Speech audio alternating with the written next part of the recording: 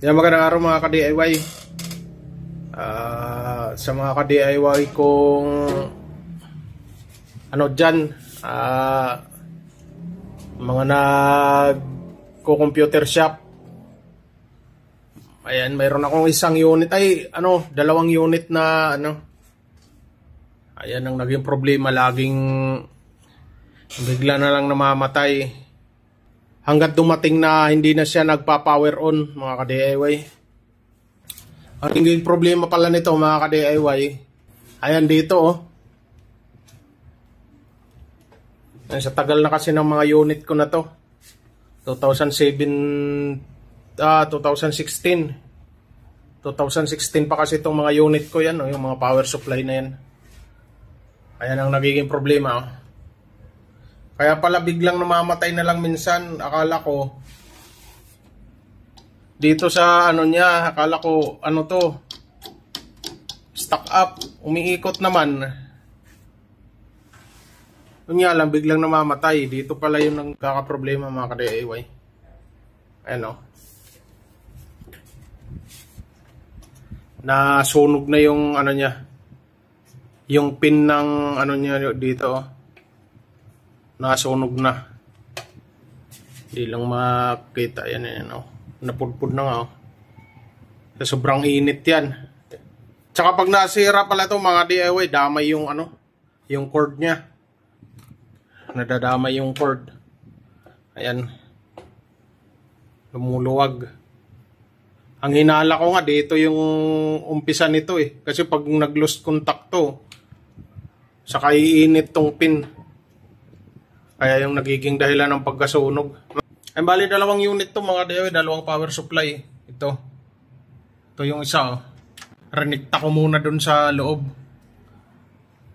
Kasi nung nasira to, ayan, kailangan siyang gamitin, kaya ginawan ko na lang muna siya ng paraan. Ayan, tinanggal ko na to, renikta ko dun sa loob. Ngayon, ito mga ka-DIY, nare-repair pa naman to. Kaya ginawan ko lang ng video. Kasi sayang yung power supply, magkano rin to. Yung isa pag bibili tayo. Ayan, para sa may mga Pisonet shop o computer shop. Ayan, ito yung binili ko. Tapos bumili na rin ako ng bagong cord. Ayan, sa Dico yan. Ayan, may mga cord na akong binili dito. Para may pamalit. Kasi gaya nga ng sabi ko kanina, pag nasira to, malamang pati yung cord sira. Kasi nagsasabay, masunog yan. Tsaka ayoko na rin gamitin to yan, parang lumuwag na rin to.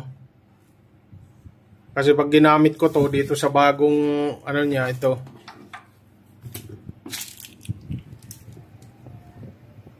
sa bagong plug niya, masisira din to, sisirain lang to. Kaya ngayon, mga ka-DIY, papakita ko kung paano paano palitan to. Actually, madali lang to gawin. Ayan, umpisa na. Tanggalin ko muna dito.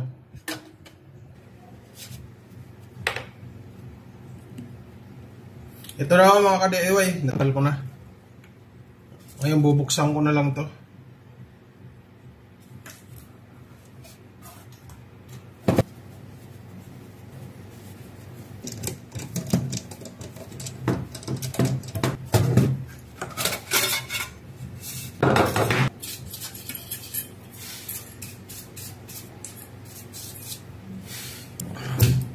Ayan, dalawang screw lang naman ito, mga ka-DIY. Yan, tanggalin lang dito.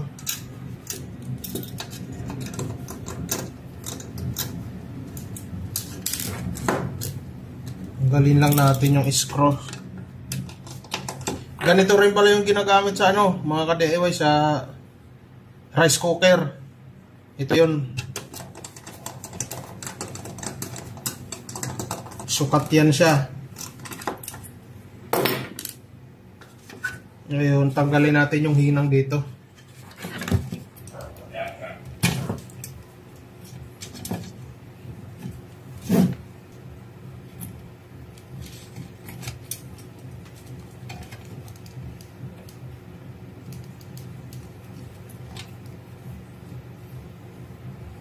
Ayan o, sunog na sunog na. Ito na side.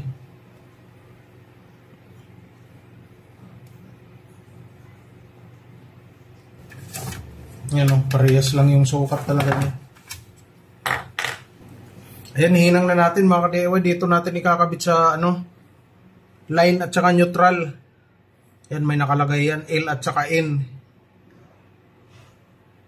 Ayan, line at saka neutral natin nilalagay. Ito yun dito sa dalawa na to. Kasi itong isa ground yan. Lagyan ko muna ng lead para mabilis maghinang mamaya.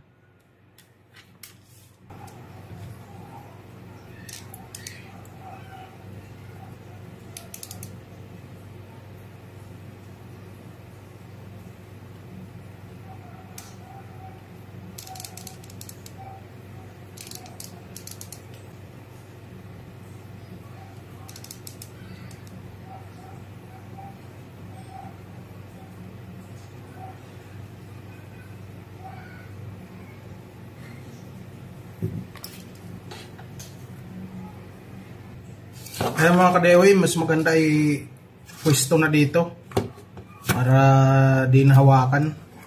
Ayan, nilagay ko na siya para mas mabilis maghinang. Ayan kaysa naman nahawakan pa, ito diretso na to.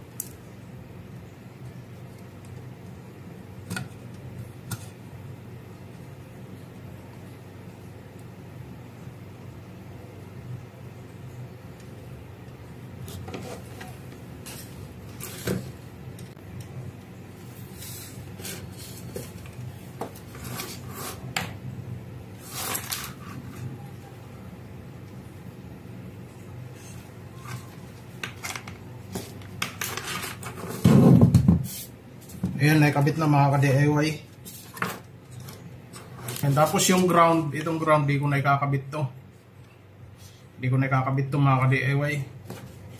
Dahil kadalasan naman ang ginagamit na walang ground yan. Ayan, walang ground.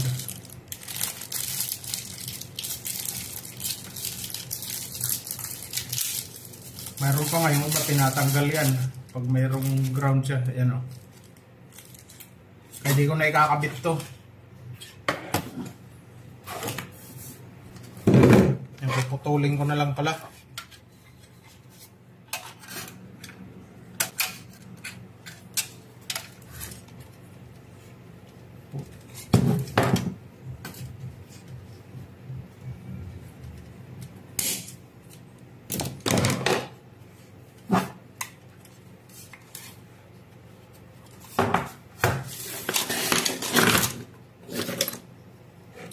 Ngayon, titesting ko na to.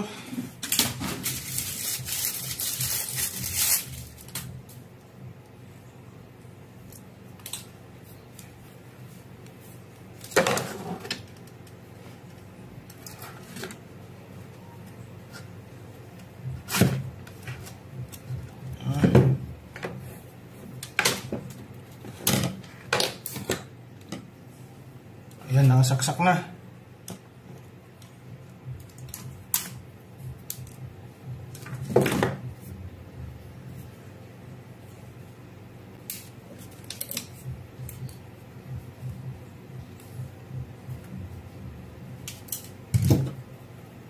Ngayon, para ma-testing to, i-short ko lang dito sa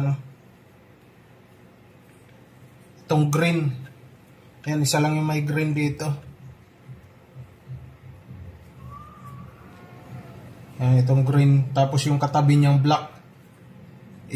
I-short lang natin yan. Under na yung kailangan na under tong exhaust fan niya. o yung cooling fan. Ayan o. Umaandar siya mga ka-DIY, ibig sabihin okay na. Gagana na to pag kinabit dun sa CPU. Ayun lang mga ka-DIY, pag masiraan tayo nito, ayan, minsan pag ayaw na bumukas yung CPU, CPU nyo, checkin nyo rin yung ano, ayan yung mga ka-DIY kung may Pisonet din dyan, Pisonet shop o computer shop, yan, checkin nyo, baka ganito rin yung maging problema. Kasi ang tagal ko rin hinanap kung anong dahilan ba't ayaw bumukas. Nandito lang pala. Tsaka nung unang naging problema niya, pumapatay pag matagal na ginagamit. Yun na pala yung dahilan yun, dito umiinit na siguro. Kaya naglulos contact. Tingnan nyo naman ang dumi. Naglulos contact na siguro. Yung bandang huli ayaw na mag-on. Lost contact na siya. Kaya nito kakabit ko na to mga ka-DIY. Ganun lang mag-repair ng power supply na ano, nasira yung plug niya.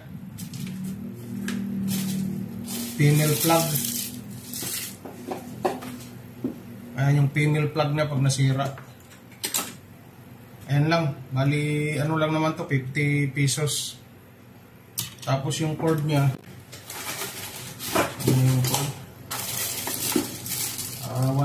ano to eh, 135 tong cord. Ayun lang mga ka-DIY. Ayun lang, bali may isa pa akong ayusin. Ito nga, ayan, ginagamit ko yan, umaandar ngayon. Yun. Rinikta ko na lang yan dun sa loob, dinugtong ko lang yung wire. Tapos ito, yun nga, ibabalik ko dito para magamit na, sayang pag natingga. Ayun yun lang mga ka-DIY.